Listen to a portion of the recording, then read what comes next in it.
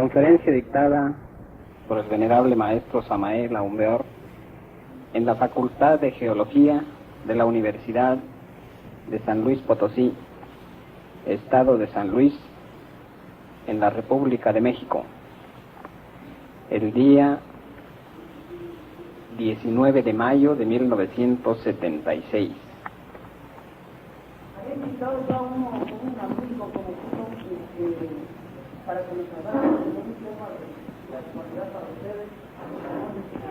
Una cosa muy parecida, y nosotros para ustedes los jóvenes, pero me encontré con la sorpresa que este señor me llega realmente a uno de los maestros más grandes de la América del Sur, los cuales me parece que algo así como 5 millones de personas han seguido su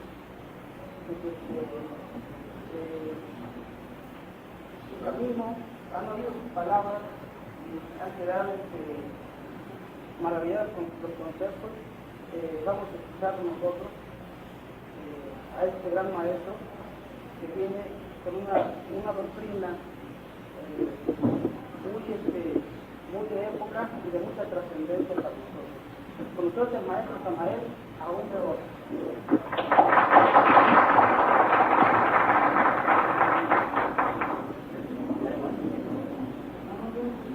Amigos, ante todo civil de esta doctrina que fue anunciada aquí por nuestro amigo, se llama NOS. Aquí en nuestro país, México, tenemos nosotros una asociación de estudios gnósticos, antropológicos y culturales. A mí me ha cabido el alto honor de enseñar la doctrina en todo nuestro país, México. Yo soy de Cotija, Michoacán. He vivido más que todo, además en otros lugares en el Distrito Federal. He viajado también por algunos lugares fuera de nuestro país, llevando la doctrina. Y tenemos ya unos 5 millones de personas en toda la América. Dejando este preámbulo, entraremos en materia de sexología trascendental. Ciertamente podemos estudiar la sexología desde dos ángulos completamente diferentes. El uno, desde el punto de vista meramente oficial, tal como se enseña en la Universidad de Medicina, etc. El otro, desde el punto de vista gnóstico.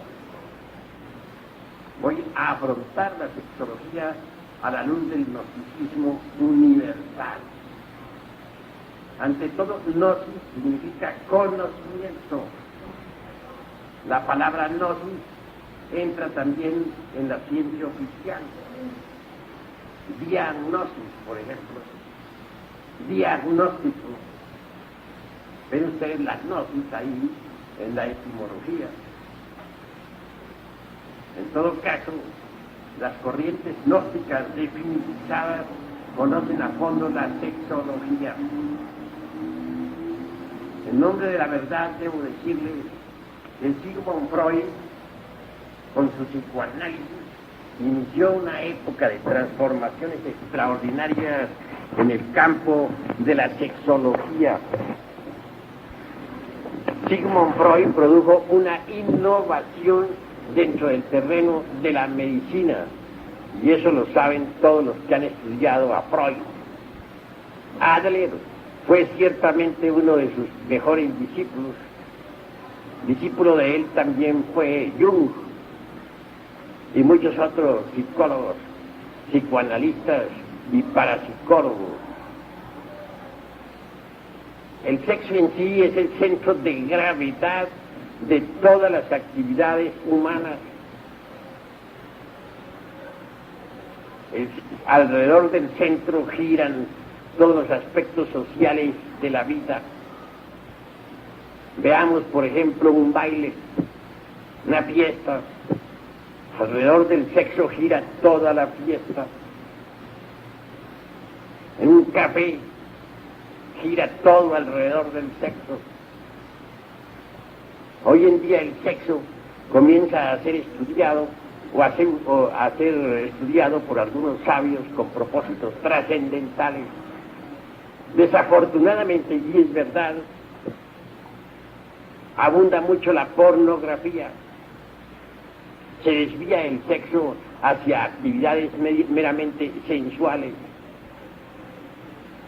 Hay varias clases de sexo.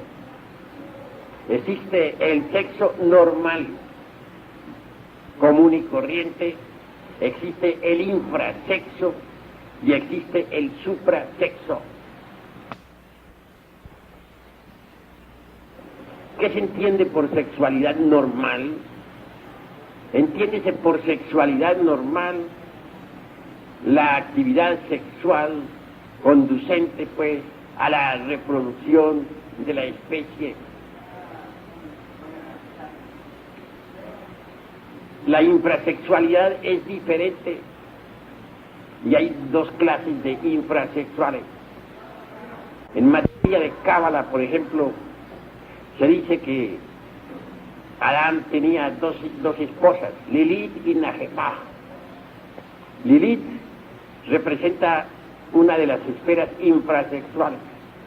Encontramos en ella los pedreristas, los homosexuales, las lesbianas, los etcétera, etcétera, etcétera. Y del lado de Nahemah encontramos nosotros los abusadores del sexo pornográfico, aquellos que se entregan de lleno, pues, a la lujuria sin frenos de ninguna especie ni control alguno. Son dos esferas de la infrasexualidad. Así pues, el sexo normal, repito, conduce a la reproducción de la especie. En cuanto al goce sexual en sí mismo, es un goce legítimo del hombre. Quienes consideran el goce sexual como un pecado, quienes lo califican con algún tabú, o quienes tienen la tendencia a considerarlo motivo de vergüenza, disimulo, etcétera, están totalmente equivocados. El goce sexual, repito, es un goce legítimo del hombre. De ninguna manera podría ser despreciado o subestimado o calificado como tabú. Se tiene derecho por naturaleza al goce sexual. Pero pasemos ahora al suprasexo, a la suprasexualidad. Incuestionablemente la suprasexualidad es para los genios, para los hombres trascendentales, para las mujeres inefables, etcétera. Suprasexuales fueron un Jesús de Nazaret, un Buda, un Hermes Trismegisto, un Mahoma, un Lao Tse en China, un Quetzalcóatl para nosotros los mexicanos, un Pitágoras, etcétera. Todos podríamos entrar en el reino de la suprasexualidad. Empero, digo, para entrar en el reino de lo suprasexual, en la esfera de la suprasexualidad, se requiere primero que todo el sexo normal. El infrasexual, por ejemplo, lesbianas, homosexuales, pedreristas, masturbadores, no está preparado para entrar en el reino de la suprasexualidad. El infrasexual debe primero que todo, si es que quiere regenerarse, empezar por lograr la sexualidad normal. Una vez lograda, se puede de lleno entrar en el camino de lo suprasexual.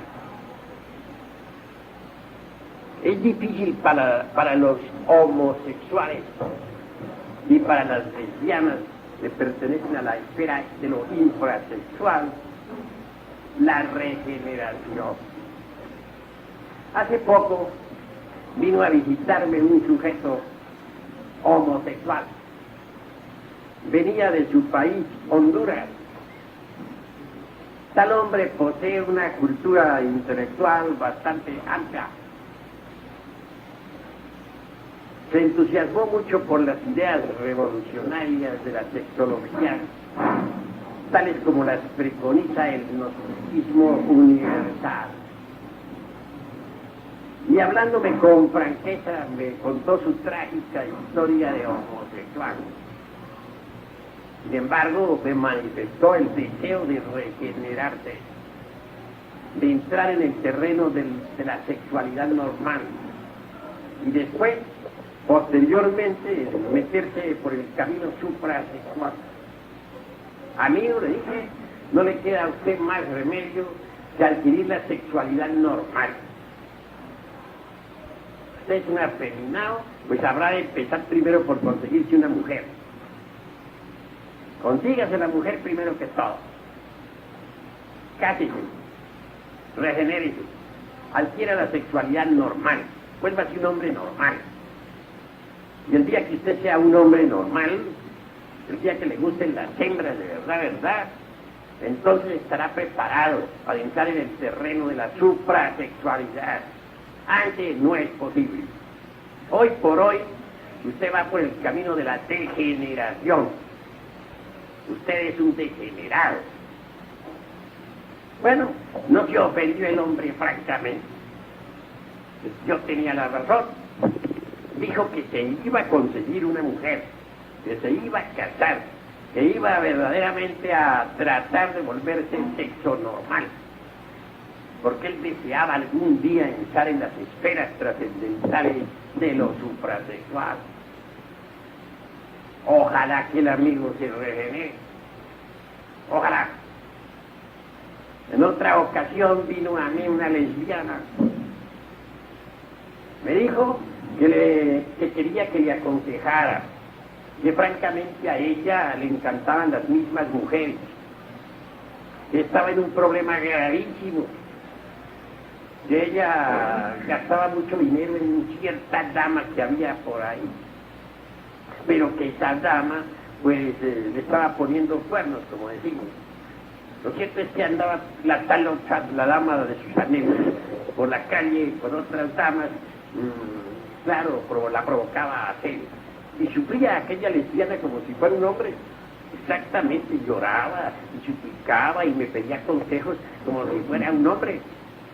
Entre paréntesis, era una vieja horrible. No se lo niego a ustedes. Yo no pude menos que mirarla con un terrible asco. Bueno, le di unos cuantos consejos. Le dije que lo mejor era que se regenerara, que se consiguiera un hombre que entrara por el camino de la sexualidad normal, etc. No sé si aquella pobre vieja se habrá pues regenerado. No parecía tener muchas ganas de regenerarse, pues estaba demasiado celosa con por su dama, celosa con otras damas que acompañaban a sus damas. Parecía todo un macho, ni más ni menos. Vean ustedes qué horrible es el camino de la degeneración, el camino infrasexual. Pero no solamente son infrasexuales, en verdad, las lesbianas, los homosexuales, los masturbadores o pederistas. No, infrasexuales son también los abusadores del sexo. Esos que hoy que a cada instante, a cada segundo están cambiando de dama. Esos que copulan hasta 10 y 15 veces diarias. Que los hay, yo los conozco, sujetos así. Indudablemente esos son degenerados también, infrasexuales, aunque se creen muy machos. Pero de machos lo que tienen es que están degenerados. Entremos ahora en el camino pues de la sexualidad normal. La sexualidad normal en sí es hermosa. se une el hombre a su mujer, se aman, reproducen su especie, viven una vida mesurada, etcétera.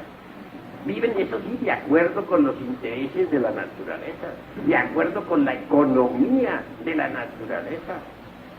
Cada uno de nosotros es una maquinita, eso no lo podemos negar, que capta determinados tipos y subtipos de energía cósmica.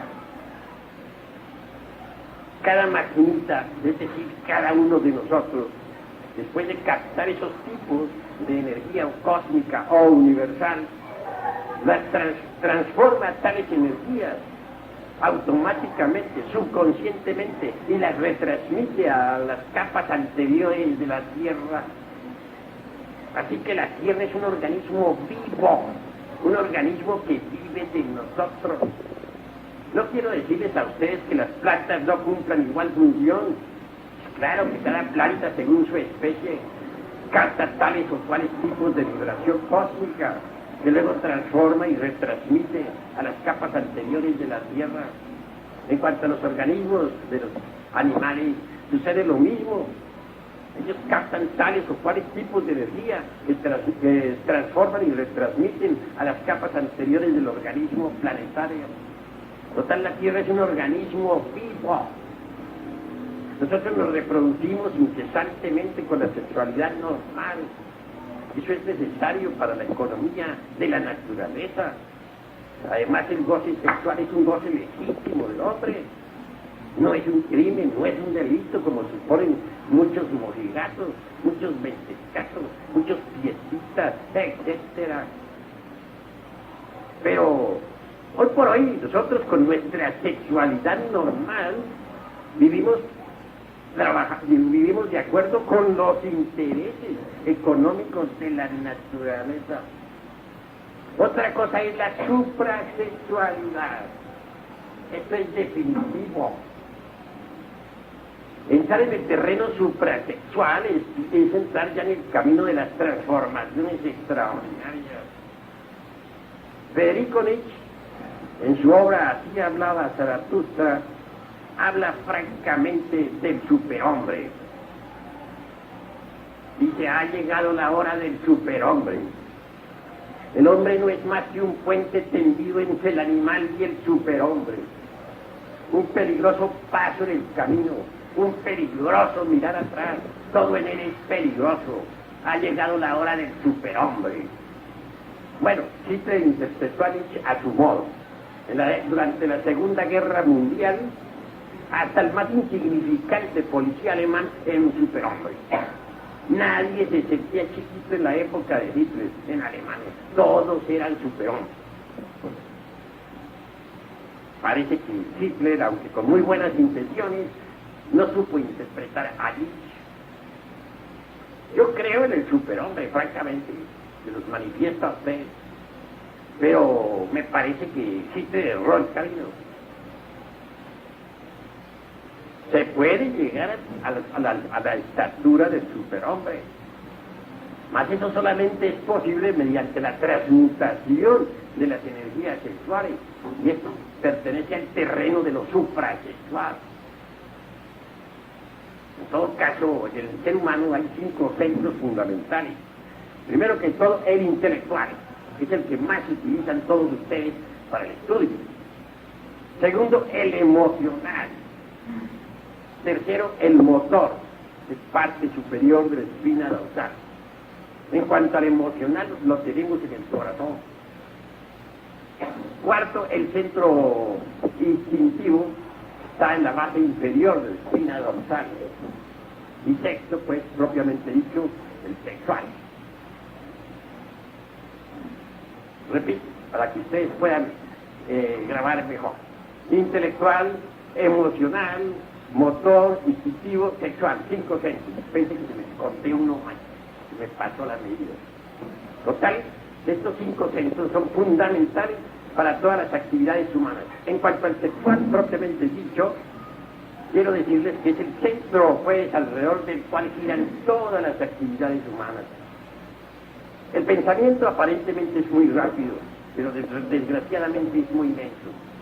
Si ustedes van manejando un carro, por ejemplo, y de pronto en un momento del peligro se ponen a analizar si deben hacer esto o aquello, adelantarse o atrasar o retroceder, quebrar a la derecha, quebrar a la izquierda, pues vienen a chocar y a tener una catástrofe. El centro motor es más rápido. Uno cuando va manejando carro no tiene mucho tiempo para pensar, actúa y velozmente y ya, y sale despacio. Pero si en ese momento el pensamiento nos trabara, pues chocaríamos. ¿Cuántas veces va uno manejando un automóvil y resulta que en un momento dado queda indeciso si hacia la derecha, si hacia la izquierda, y mientras tanto un fracaso? De manera que es muy lento el centro del pensamiento. Más rápido es el centro del movimiento, el centro motor. El emocional también es un centro rápido, pero no hay centro más rápido que el centro sexual. Uno como hombre ve una mujer y en milésimas de segundo sabe uno si se complementa con uno o no. Si es exactamente está de acuerdo con la onda que uno lleva o no. Pero eso es cuestión de milésimas de segundo. Ustedes como jóvenes lo saben. Ustedes se encuentran frente a frente con una muchacha, pero instintivamente, instantáneamente saben si está de acuerdo con la onda de ustedes o no. Es rapidísimo. De manera que es un centro que permite regresar con actividad, con rapidez inaudita, pues, al otro polo. Es el centro más veloz que nosotros poseemos. Pero entremos en factores un poco más detenidos. Muchas veces un hombre vive feliz con su mujer, quiere. Sin embargo, nota que algo le falta. Ciertamente puede suceder que con la mujer que uno no se sienta completo. Puede ser que ella llene las actividades del centro emocional, posiblemente, pero tal vez no se complementa con uno mentalmente, o tal vez sexualmente no se complemente con uno. Y al encontrar uno por ahí otra dama, puede suceder que esta otra sí se complemente con uno. Y entonces viene eso que se llama adulterio. No vengo yo aquí a alabar el adulterio. En cierta ocasión por ahí había una sala donde varias adúlteras estaban dándole al vidrio. Y una de ellas, de pronto embriagada de vino, dijo: ¡vive el adulterio! Es una dama muy hermosa, entre paréntesis. No, yo no vengo a hacer alabanzas del adulterio, porque eso sería absurdo. Pero sí, veo las causas del adulterio. Muchas veces uno de las parejas no consigue complementarse en los 5 centros totalmente con el otro. Entonces, posiblemente encuentre complementación con otra persona, y de ahí deriva eso que se llama adulterio. Supongamos que emocionalmente un hombre se complementa con una mujer, pero sexualmente no. Puede darse el caso que encuentre una dama con la que sí se complemente sexualmente. Supongamos que un hombre se complementa con una mujer mentalmente, pero emocionalmente no. Puede darse el caso de que encuentre una dama con la que venga a complementarse emocionalmente. Puede suceder que en el mundo de los hábitos no se complemente un hombre con su mujer. Puede suceder que encuentre también en el mundo de los hábitos relacionado con el centro motor otra mujer con la que sí se complemente, con la que tenga habilidad. Esa es la causa intrínseca de tantos y tantísimos adulterios que dan origen pues a los divorcios. Como les digo, no vengo a alabar el adulterio porque sería absurdo, ni estoy de acuerdo con aquella dama que gritaba en célebre orgía: ¡vive el adulterio! No, yo no estoy de acuerdo con eso, mis amigos. Únicamente aquí con ustedes, en compañerismo, estamos estudiando la cuestión sexual. Y no podríamos dejar de pasar por alto esta cuestión del adulterio. Yo creo que lo mejor para uno, como hombre, es encontrar una mujer que se complemente con uno en lo intelectual, en lo emocional, en el centro motor o mundo de los hábitos, en el centro de los instintos y en el sexo. Es decir, la pareja ideal, la pareja perfecta. Y creo a su vez también que lo ideal para una mujer sería encontrar un hombre con el que se complementara totalmente. entonces habría verdadera felicidad. Otro de los motivos graves como para que no pueda existir felicidad es la cuestión de los temperamentos. Un hombre de temperamento ardiente, es imposible que pueda ser feliz con una mujer que parezca una mole de hielo. Sencillamente no. El hecho mismo de tener que ir a besarla y en el momento del beso se encuentra con que ella no tiene ganas de besos. Eso es gravísimo. Ahora que diríamos durante la cópula, en el momento de copular una mujer helada, acuérdense a ustedes de aquel libro que titula Siloé, el egipcio, se lo dieron en película. Resulta que allí había un lugar de momificación en Egipto, como existían varios lugares de inmundicia, donde arreglaban cadáveres para momificarlos. Y quienes trabajaban en ese lugar de momificación, pues olían a inmundo por donde quiera que pasaban. Ninguna mujer gustaba de esa clase de hombres que olían tan feo. Y claro, olían a podredumbre, metidos entre la podredumbre.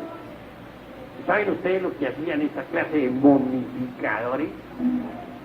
Copulaban con los cadáveres de las hembras que traían ahí. ¿Les parece a ustedes muy agradable, no? Copular con difuntas. Eso sucedía en Egipto. Pues bien, ¿qué dirían ustedes de un hombre de temperamento ardiente de copular con una mujer de hielo, con un cadáver? Eso resulta espantosamente horrible. También es muy cierto y de toda verdad que existe el temperamento, digamos, bilioso. Gente pesada, torpe. Una mujer, por ejemplo, de carácter pesado, torpe, desobediente, sin ninguna clase sin querer buscar las penas lo mínimo. Es imposible que pueda entenderse con un hombre de temperamento nervioso, por ejemplo. Imposible.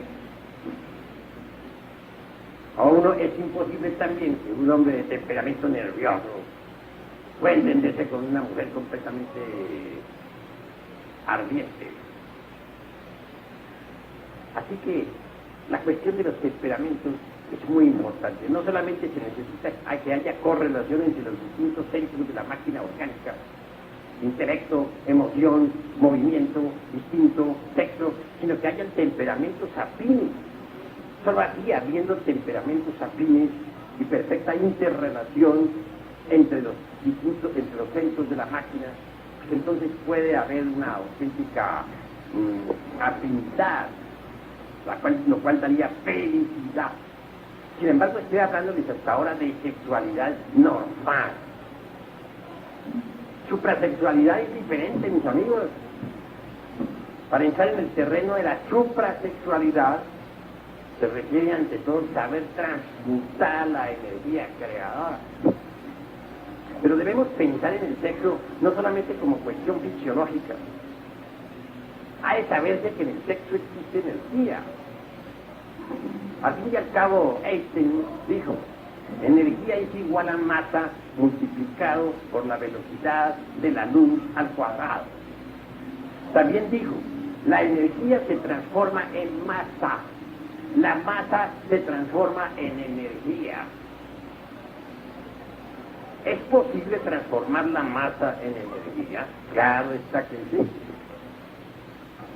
Ven ustedes un pozo de agua en el camino, la carretera, por el calor del sol, se va evaporando esa agua, que por último se convierte en nubes y en última síntesis en energía, en rayos y en truenos, en nubes, rayos, truenos.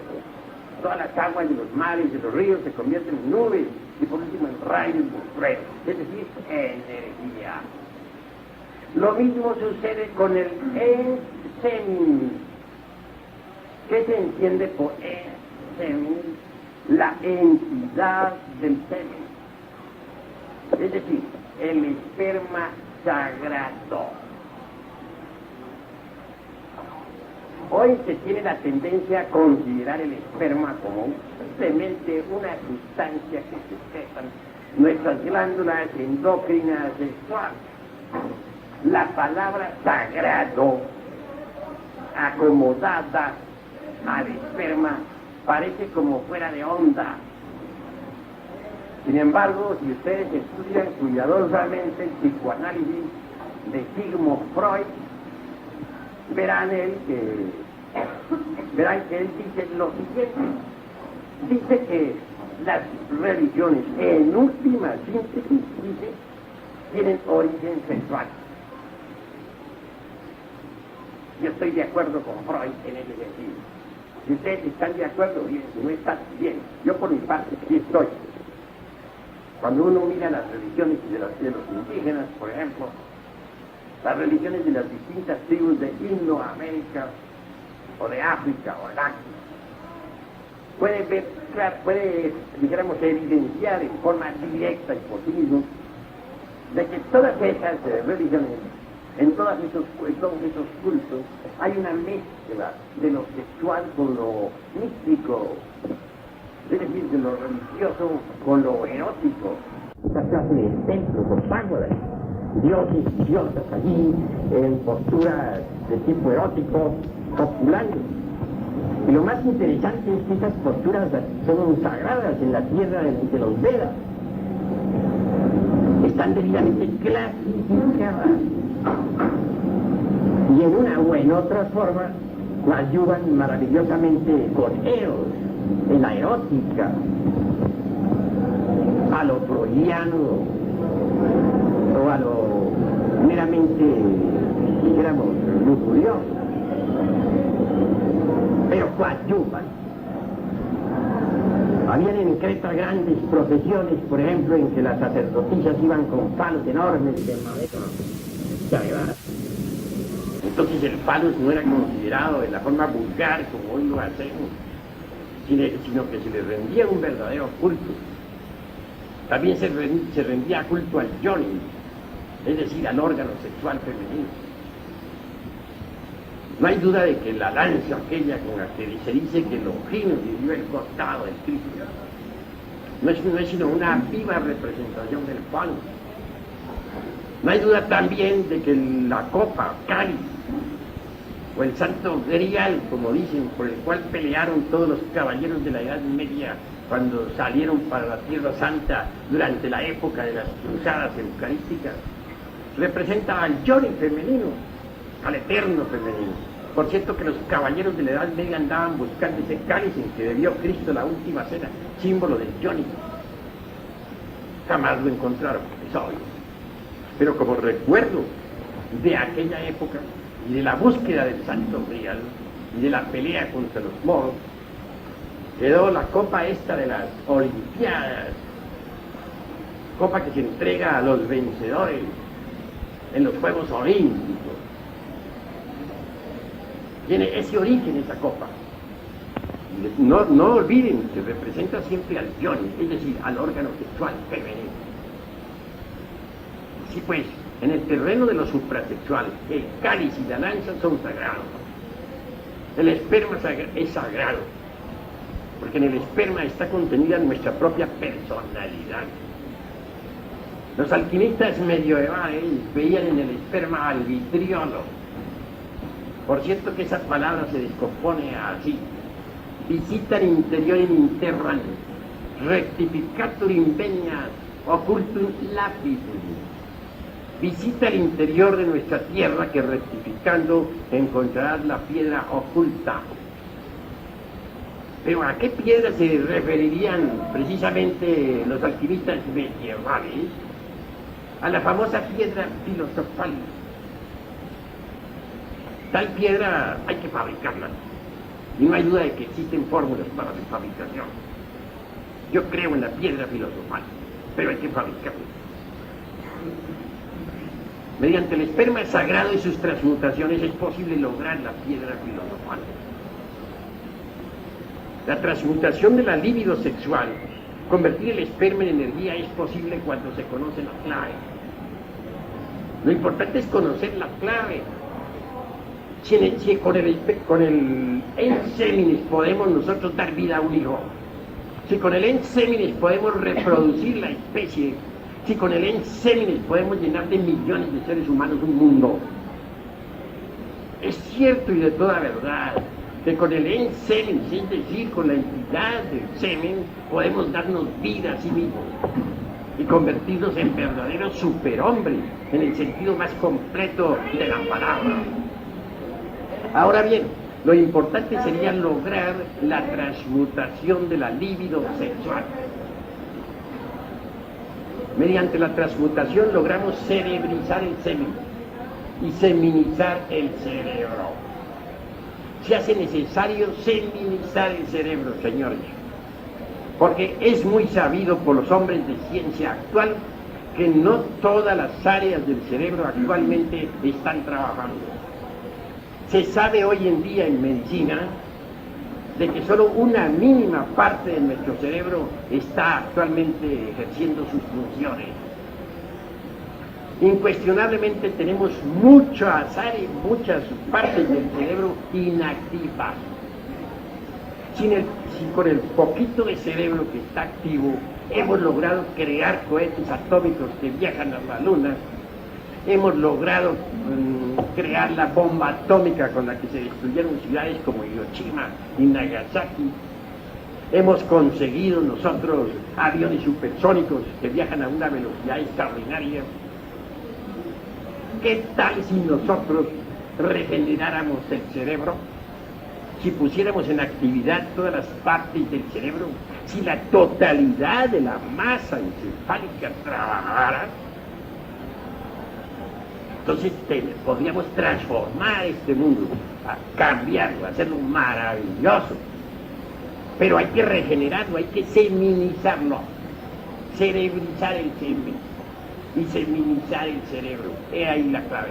Es posible seminizar el cerebro. Los grandes músicos de antaño, un Beethoven, por ejemplo, un Mozart, un Chopin o un Liszt, fueron hombres que tuvieron el cerebro muy seminizado, hombres que dieron a su cerebro capacidades extraordinarias, que utilizaron el mayor porcentaje de las áreas cerebrales. Sin embargo, hoy en día la cosa es muy diferente. El cerebro humano se ha degenerado demasiado y no nos damos cuenta de ello. Si estamos en medio de una pachanga contentos, si estamos de acuerdo con la última onda, si estamos en pleno rock and roll, y de pronto alguien quita el disco y pone la novena sinfonía de Beethoven, ¿cómo se sentirían ustedes? ¿Estamos seguros de que ustedes continuarían en la pachanga? ¿Qué harían ustedes? Claro, ustedes no irían a insultar al señor de la casa, naturalmente no, pero muy decentemente se retirarían, ¿verdad? ¿Por qué? En la Edad Media, por ejemplo, cuando el cerebro todavía no se había degenerado tanto como ahora, la cosa era distinta, se bailaba al compás, pues puro ballet, al compás de la música clásica. En plena comida estaban los músicos haciendo vibrar las más deliciosas sinfonías. De moda estaba Beethoven y Mozart, Chopin y Liszt. Eso era en la Edad Media, señores. Pero ahora no estamos en la Edad Media. Que ahora nos salen con una música de esas. En plena pachanga sencillamente nos despedimos y goodbye, nos vamos. Claro. ¿Por qué? Porque nos aburrimos. ¿Y por qué nos aburrimos? Somos analíticos, aquí estamos para analizar, sencillamente porque el cerebro está degenerado. Ya hay ciertas áreas que ya no pueden apreciar la buena música. ¿Y por qué se ha degenerado el cerebro? Se ha degenerado sencillamente porque nosotros durante varios siglos hemos estado extrayendo de nuestro organismo la entidad del semen. No la hemos extraído únicamente para dar vida a nuevas criaturas, no. La hemos extraído porque nos ha gustado, es un gran placer. Eso es todo. Por eso nos hemos dado gusto en la lujuria, en lechos de placer, gozando a lo lindo. Pero el Paganini ha sido el cerebro. Ese es el que ha tenido pagar el pato. Ahora sucede que muchas áreas no están trabajando. Es posible sí regenerarlo, pero para regenerarlo hay que transmutar la entidad del semen, convertirla en energía. Solo así podríamos cerebralizar el semen. Lo que faltaría aquí en esta plática es decir cómo. Yo tendré mucho gusto en explicarles un artificio muy singular que los alquimistas medievales enseñaban a sus discípulos. El artificio que voy a enseñarles a ustedes también lo enseñaron hombres de ciencia modernos como Brownies Squab en Estados Unidos. Lo enseñó el doctor Krumheller, médico coronel de nuestro ejército glorioso mexicano. Lo enseñó también Jung, y lo enseñan las escuelas asiáticas del tantrismo oriental. No es una cosecha mía particular, yo la he aprendido de todos esos sabios y a su vez yo se la comunico a ustedes. No como un artículo de fe o como un dogma inquebrantable. No, si ustedes quieren aceptarlo, acéptenlo, si no lo quieren aceptar, no lo acepten. Muchas escuelas lo han aceptado, muchas escuelas lo han rechazado. Cada cual es libre de pensar como quiera. Yo únicamente les doy mi modesta opinión. El artificio consiste en conexión del lingam y yoni. Lingam, ya saben ustedes cuál es el lingam, principal. Yoni, ya saben que es el útero eterno femenino, el órgano sexual de la mujer. Sin la eyaculación de la entidad del ser. El doctor Krumheller decía en latín, daba en latín la fórmula, decía inicio membris virilis in vaginam femina sin ejaculatium semen. Algunos científicos modernos la han aceptado. Hubo la Sociedad Oneida en Estados Unidos experimentó con esa fórmula. En la Sociedad Oneida, vean ustedes lo que se hacía. Entraron unas 25 parejas, hombres y mujeres, a trabajar con el sexo. Durante cierto tiempo se les ordenaba copular, pero sin la eyaculación de la entidad del sexo. Luego se les sometía a estudios clínicos en los Estados Unidos.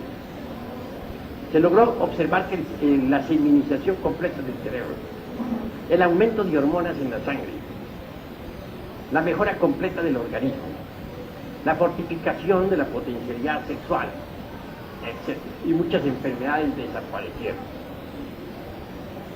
Cuando se quería, cuando los científicos resolvían que era necesario que hubiera hijos, daban entonces en la Sociedad Oneida también la libertad para que copularan con eyaculación seminal. Entonces se obtenían reproducciones. Así se hicieron muchos experimentos en la Sociedad Oneida.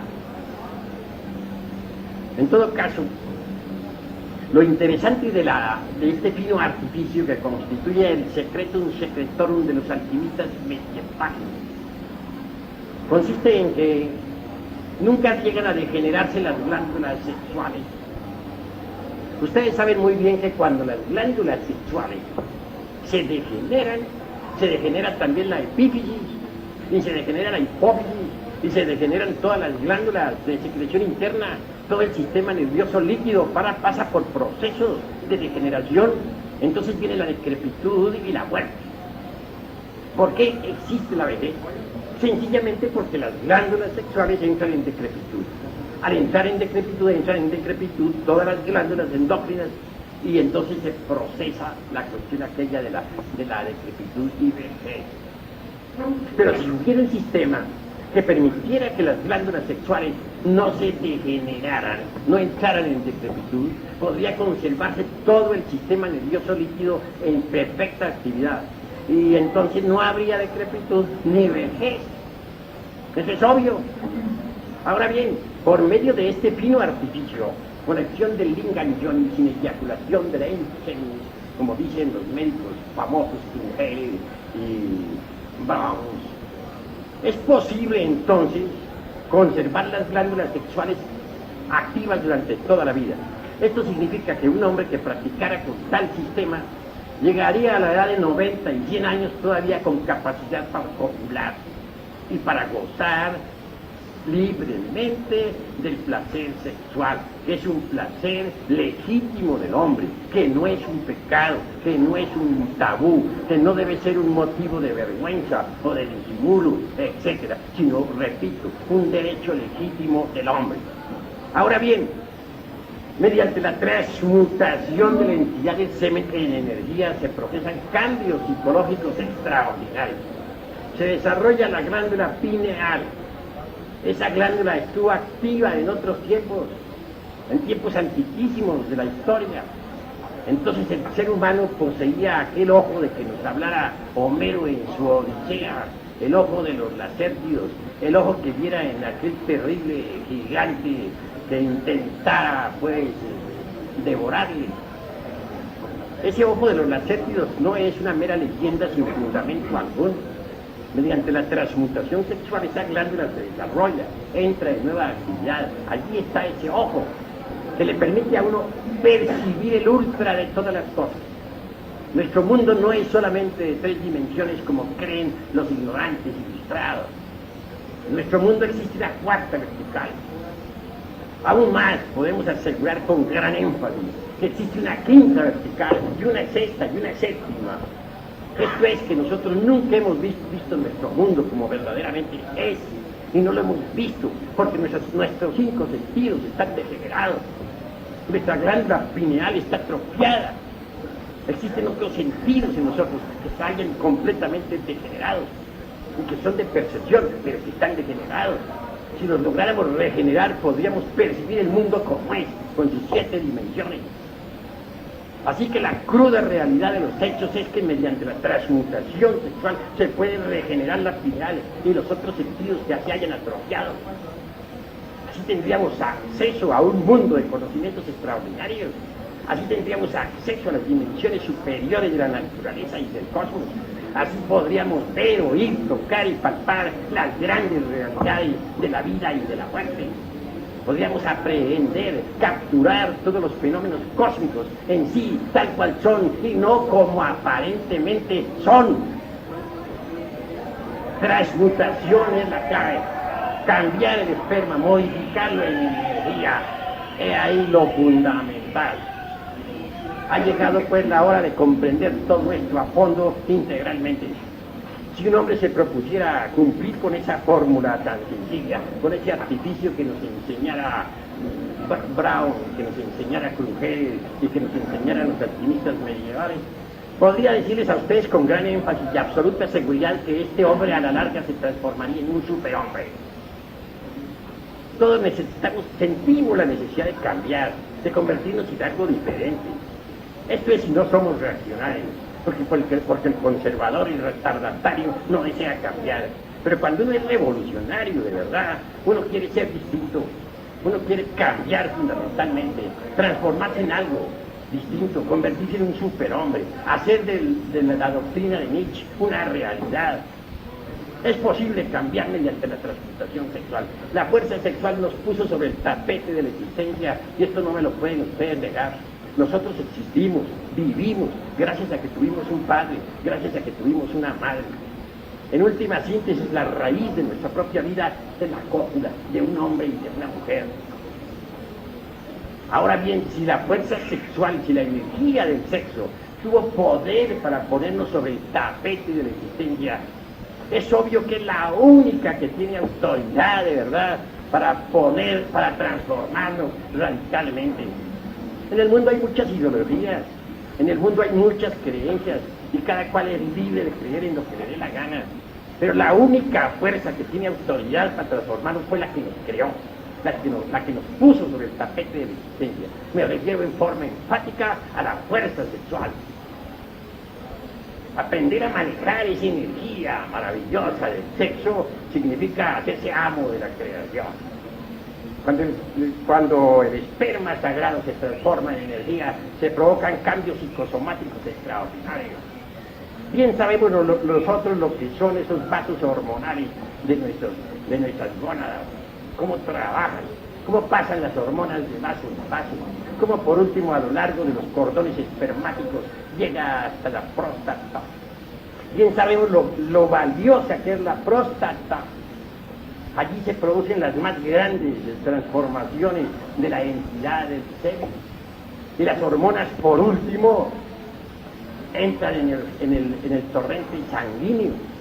La palabra hormona viene de una raíz griega que significa ansia de ser, fuerza de ser. Las hormonas han sido estudiadas por nuestros hombres de ciencia, son maravillosas.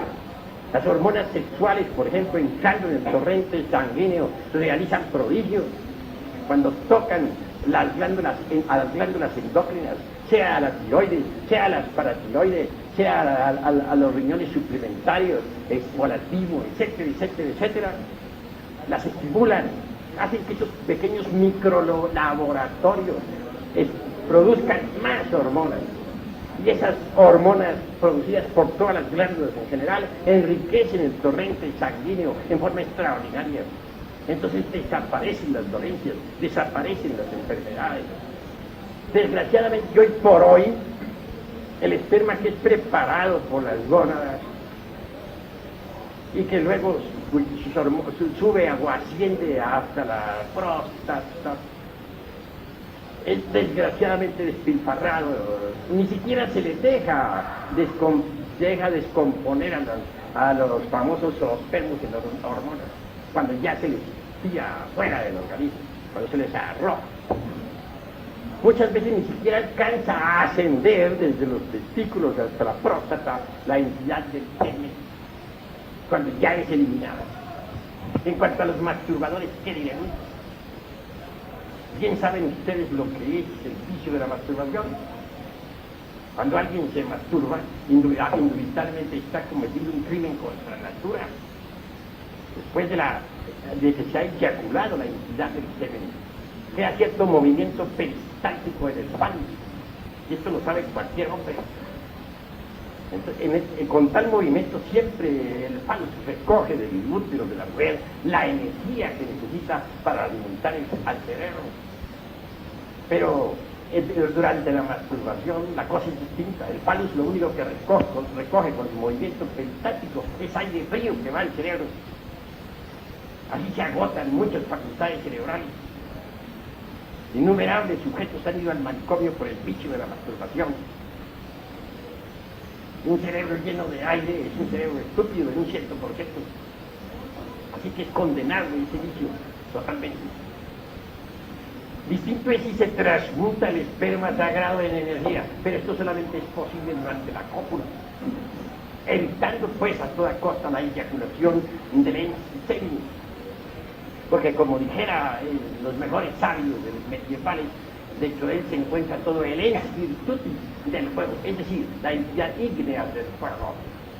Enriquecer la sangre con hormonas no me parece un delito. Transmutar el esperma en energía está muy bien documentado por hombres como Sigmund Freud y otros tantos.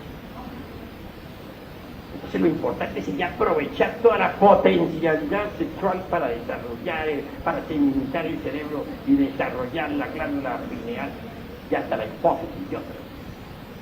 Se conseguiría una transformación orgánica maravillosa. Lo psicosomático está relacionado íntimamente con los entornos.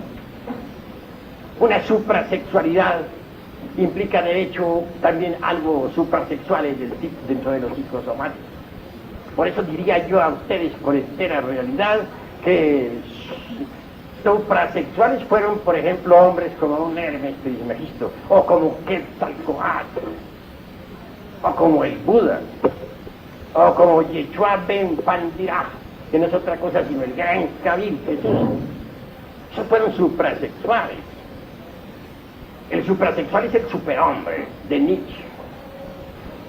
Uno puede alcanzar la estatura del superhombre entrando en el terreno de la suprasexualidad, sabiendo gozar del amor, sabiendo gozar de la mujer, sabiendo vivir con alegría, con más emoción, menos razonamientos inútiles. La emoción es lo que cuenta, eso vale más que todo. Así pues, desde un punto de vista revolucionario, nosotros podemos convertirnos en verdaderos dioses hombres, si así lo queremos. Bastaría que regeneráramos las áreas del cerebro, que los pusiéramos a trabajar a todas, y entonces sí haríamos un mundo mejor. En todo caso, creo, y es indispensable saber que la clave dada para la transmutación significa también la clave para la regeneración. Los sabios de la antigüedad nos hablaron de un fuego solar que existe siempre en toda materia orgánica e inorgánica. Ese fuego naturalmente está encerrado en cuanto al hombre en su sistema seminal. No se trata naturalmente de un fuego meramente físico, dijéramos un fuego de tipo supradimensional, psicológico o metafísico. Ese foie es palabra que significa fuego, de tipo estrictamente sexual, y que todos lo sentimos durante la cópula. Puede desenvolverse y desarrollarse para ascender desde nuestro sistema seminal a lo largo del canal medular espinal. Cuando ese fuego asciende, despierta en nosotros poderes que ignoramos, poderes extraordinarios de percepción, o mejor dijéramos de extrapercepción sensorial, poderes que divinizan, pero hay que despertarlo mediante la transmutación de la libido, sabiendo gozar del amor. Y la mujer también puede despertarlo sabiendo gozar de su varón. Con ese fuego se realizan prodigios. Los orientales lo denominan Kundalini, y es maravilloso. Nuestros antepasados mexicanos le denominaban la serpiente, porque decían ellos, que tiene figura de serpiente sagrada, que sube a lo largo del canal medular espinal. En el oriente se habla de 7 centros que existen en la espina dorsal, 7 centros magnéticos, que podrían ser perfectamente estudiados con placas muy especiales y también con agujas mantadas y otros sistemas de investigación. El primero está en el coxis. Cuando entra en su funcionalismo, nos confiere determinados poderes sobre el elemento tierra. El segundo está a la altura de la próstata, el cual nos confiere poderes sobre los elementos acuosos de nuestro organismo. El tercero a la altura del ombligo, el cual despertado nos permite manejar nuestro temperamento ardiente y hasta actuar sobre el fuego universal. El cuarto está a la altura del corazón, y es obvio que nos confiere ciertas facultades extraordinarias, como el de la telepatía, el de la intuición, y muchos otros. El quinto está en la altura de la glándula tiroides, que secreta el yodo biológico. Nos confiere cierto poder psíquico extraordinario, la llamada clariaudiencia, el poder para escuchar los sonidos del ultra. El sexto a la altura del entrecejo, que nos da el poder para poder percibir también las dimensiones superiores de la naturaleza y del cosmos. Y el séptimo a la altura de la glándula pineal, que nos da el poder para ver por sí mismos los misterios de la vida y de la muerte. Así pues, esas facultades están latentes en nuestro organismo y pueden ser despertadas por ese fuego extraordinario que los hindustanes llaman Kundalini y que sube por el canal medular mediante la transmutación sexual. Pero para llegar a estas alturas se necesita trabajar con este secreto secretario durante toda la vida. Quien de así proceda se transformará en superhombre y podrá penetrar en el anfiteatro de la ciencia cósmica. Podrá adentrarse en la universidad de la ciencia pura y resolver problemas que la ciencia oficial todavía no ha sido capaz de resolver. Hasta aquí mi plática de esta tarde, señores. Si ustedes, alguno de ustedes desea hacer preguntas, puede hacerlas con la más entera libertad. La cópula, como usted dice, es tratando de que haya producto o evitando. Sencillamente lo único que se busca con este artificio tan sencillo enseñado por Brian Schwartz en la Sociedad Oneida, es copular sin eyacular la entidad del semen, porque sostienen estos sabios que mediante este artificio se consigue que el esperma sagrado se convierta en energía, de manera que lo que viene a subir al cerebro no es el esperma, porque nos volveríamos locos, sino la energía del esperma, que es diferente. Eso se llama transmutación. Puede uno gozar del placer sexual sin debilitarse.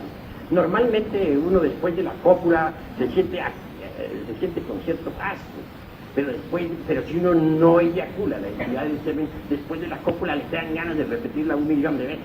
Se siente dichoso, feliz, goza sin debilitarse jamás.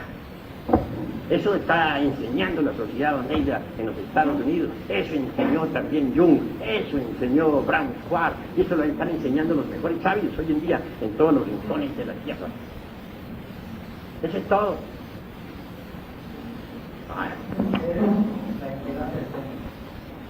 Bueno, cuando se habla de la entidad del semen, nos referimos en forma concreta, exacta, al esperma sagrado, al semen en sí mismo.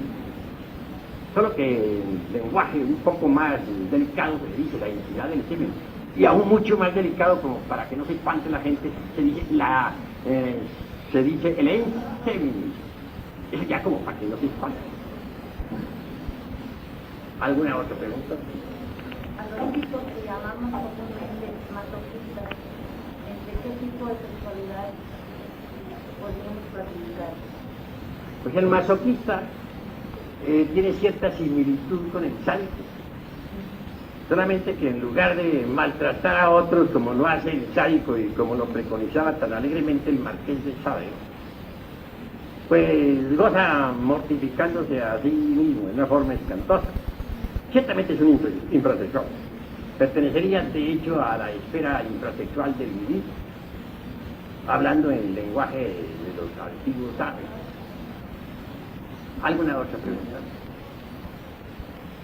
Todos pueden preguntar con la más entera libertad sobre este terreno de la sexualidad normal y de los suprasexuales. Esto provocado, mi nombre es igual que la mujer, al mismo tiempo, o sea, la pareja, el resultado es igual a la pareja. Pues la pareja, hombre y mujer, cuando están debidamente acoplados, pues sienten el mismo placer.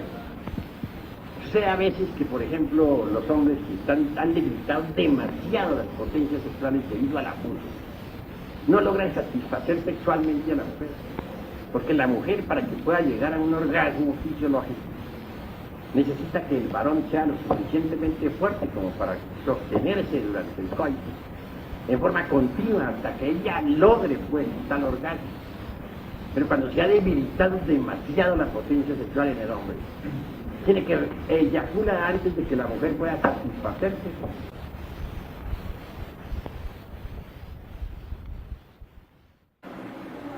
Suprasexuales fueron un Jesús de Nazaret, un Buda, un Hermes Trismegisto, un Mahoma, un Lao Tse en China, un Quetzalcóatl para nosotros los mexicanos,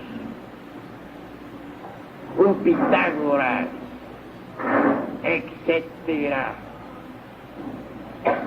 Todos podríamos entrar en el reino de la suprasexualidad. Empero, digo, para entrar en el reino de lo suprasexual, en la esfera de la suprasexualidad, se requiere primero que todo el sexo normal. El infrasexual, por ejemplo, lesbianas, homosexuales, pedreristas, masturbadores, no está preparado para entrar en el reino de la suprasexualidad. El infrasexual debe primero que todo, si es que quiere regenerarse, empezar por lograr la sexualidad normal. Una vez lograda, se puede de lleno entrar en el camino de lo suprasexual. Es difícil para los homosexuales y para las lesbianas que pertenecen a la esfera de lo infrasexual, la regeneración. Hace poco vino a visitarme un sujeto homosexual. Venía de su país, Honduras. Tal hombre posee una cultura intelectual bastante amplia. Se entusiasmó mucho por las ideas revolucionarias de la sexología. Fue ciertamente uno de sus mejores discípulos. Discípulo de él también fue Jung y muchos otros psicólogos, psicoanalistas y parapsicólogos. El sexo en sí es el centro de gravedad de todas las actividades humanas. Alrededor del centro giran todos los aspectos sociales de la vida. Veamos, por ejemplo, un baile, una fiesta. Alrededor del sexo gira toda la fiesta. En un café gira todo alrededor del sexo. Hoy en día el sexo comienza a ser estudiado o a ser estudiado por algunos sabios con propósitos trascendentales. Desafortunadamente, y es verdad, abunda mucho la pornografía. Se desvía el sexo hacia actividades meramente sensuales. Hay varias clases de sexo. Existe el sexo normal, común y corriente, existe el infrasexo y existe el suprasexo. ¿Qué se entiende por sexualidad normal? Entiéndese por sexualidad normal la actividad sexual conducente, pues, a la reproducción de la especie. La infrasexualidad es diferente y hay dos clases de infrasexuales.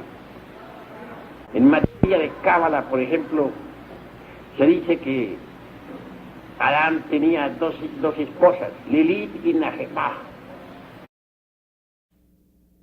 Conferencia dictada por el venerable maestro Samael Aumbeor en la Facultad de Geología de la Universidad de San Luis Potosí, Estado de San Luis, en la República de México, el día 19 de mayo de 1976.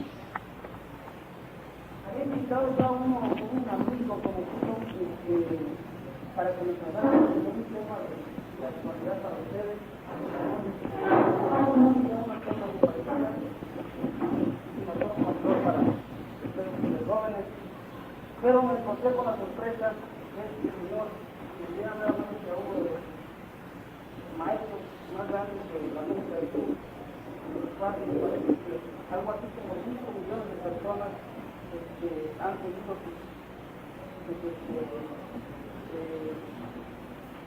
su camino, han oído sus palabras y han quedado maravilladas con los conceptos. Vamos a escuchar nosotros a este gran maestro que viene con una doctrina muy de época y de mucha trascendencia para nosotros. Con nosotros el maestro Samael Aumbeor.